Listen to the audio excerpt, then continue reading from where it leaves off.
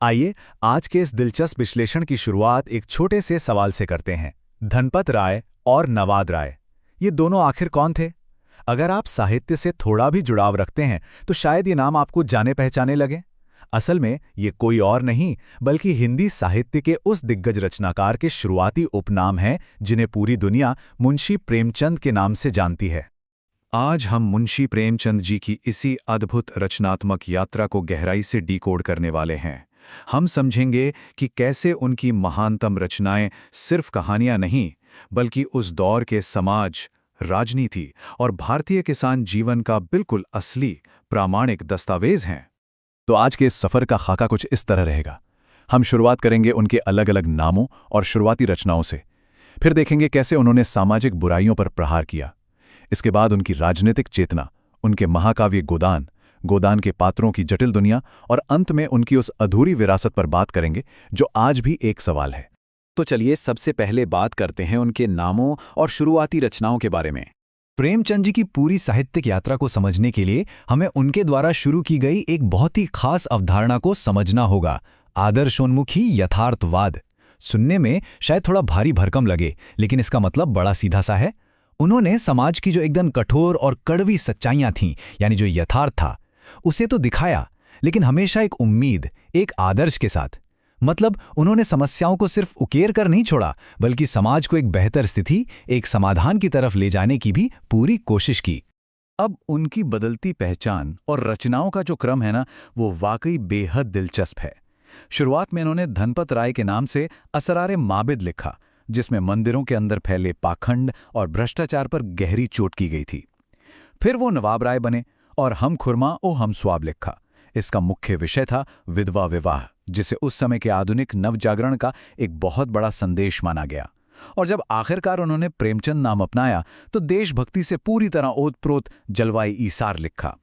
जैसे जैसे उनके उपनाम बदलते गए, उनके विचारों का दायरा भी और बड़ा और व्यापक होता गया। आपको बता दें कि उनकी कई प्रमुख रचनाएं मूल रूप से पहले उर्दू में लिखी गई थी और बाद में हिंदी में आईं। परीक्षाओं में भी अक्सर ये सवाल खूब पूछे जाते हैं, जैसे बाज़ारे हुस्न सबसे पहले हिंदी में सेवा सदन के नाम से आया। ऐसे ही किश्ना को बाद में गबन के रूप में जाना गया और गोशाए आफियत हिंदी का पहला राजनीतिक उपन्यास बना, जिसे हम प्रेमाश्रम कहते हैं। यहां ध्यान देने वाली बात यह है कि सेवा सदन को ही हिंदी में प्रकाशित उनका पहला बड़ा उपन्यास माना जाता है। अब आगे बढ़ते हैं और देखते हैं कि कैसे उन्होंने अपनी कलम को सामाजिक बुराइयों के खिलाफ एक हथियार बनाया। 1926 से लेकर 1936 तक का जो दशक था, वो हिंदी साहित्य के लिए सचमुच एक स्वर्णिम काल था। जरा इस क्रम पर गौर कीजिए। 1926 में कायाकल्प, 27 में निर्मला, 29 में प्रतिज्ञा, 1931 में गबन और आखिरकार 1936 में उनका महाकाव्यात्मक उपन्यास गोदान।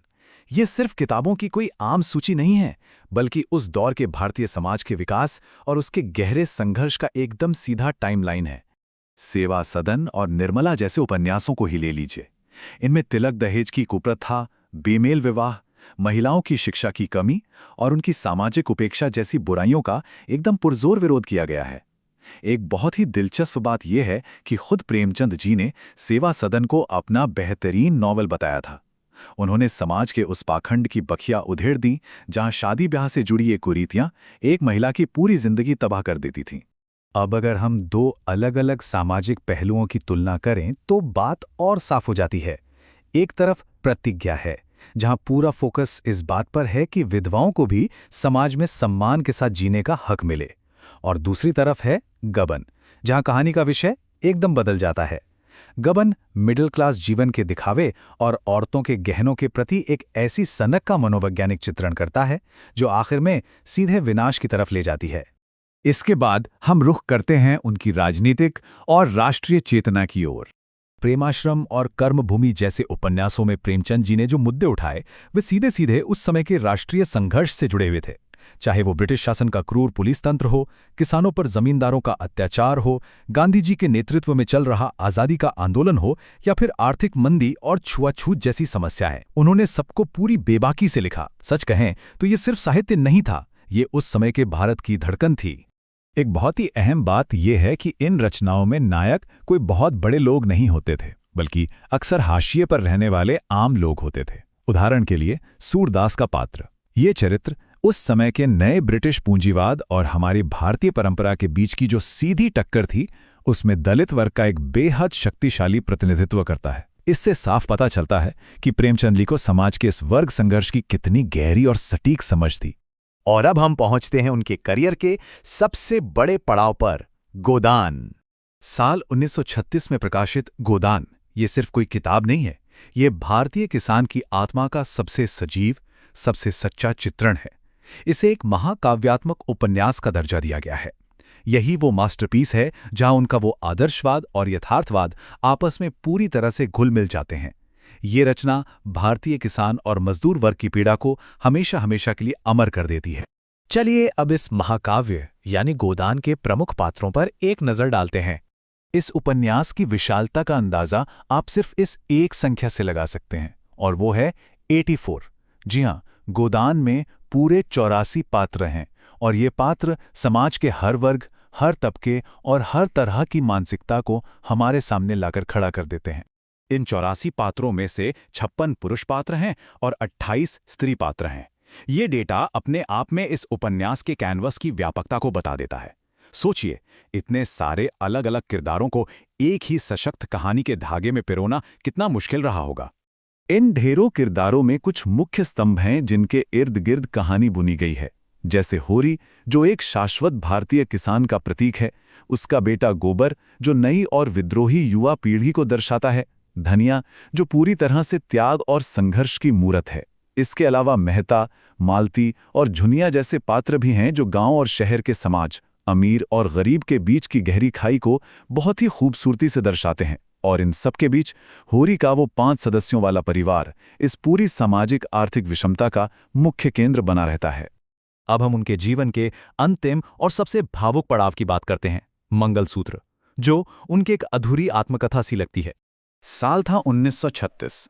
मुंशी प्रेमचंद जी अपनी रचना मंगलसूत्र लिख रहे थे, लेकिन दुख की बात है कि सिर्फ 4 अध्याय लिखने के बाद ही उनका निधन हो गया। यह पूरे साहित्य जगत के लिए एक ऐसा नुकसान था जिसकी कभी भरपाई नहीं हो सकती।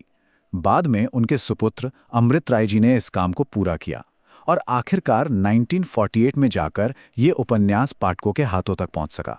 इस उपन्यास के बारे में एक बात जो सबसे ज्यादा सोचने पर मजबूर करती है, वो है डॉक्टर रामचंद्र तिवारी का एक बहुत ही गहरा विश्लेषण। वो बताते हैं कि मंगलसूत्र का नायक देव कुमार एक ऐसा लेखक है जो साहित्य की सेवा करते करते पूरी तरह से दरिद्र यानी कंगाल हो चुका है। ये सीधे तौर पर मुंशी प्रेमचंद जी के अपने जीवन की उस कड़वी सच्चाई की तरफ इशारा करता है, जहां साहित्य के इस इतने बड़े रचयिता को जीवन भर घोर आर्थिक तंगी से जूझना पड़ा। और यही विश्लेषण हमें इस पूरे सफर के सबसे अंतिम और गहरे सवाल पर लाकर खड़ा कर देता है। अगर प्रेमचंद जी ने खुद मंगलसूत्र को पूरा किया होता तो वो साहित्य में जन कल्याण के लिए किस नई विचारधारा, किस नई यथार्थवाद की शुरुआत करता? ये एक ऐसा सवाल है जिसका सटीक जवाब शायद हमें कभी ना मिले।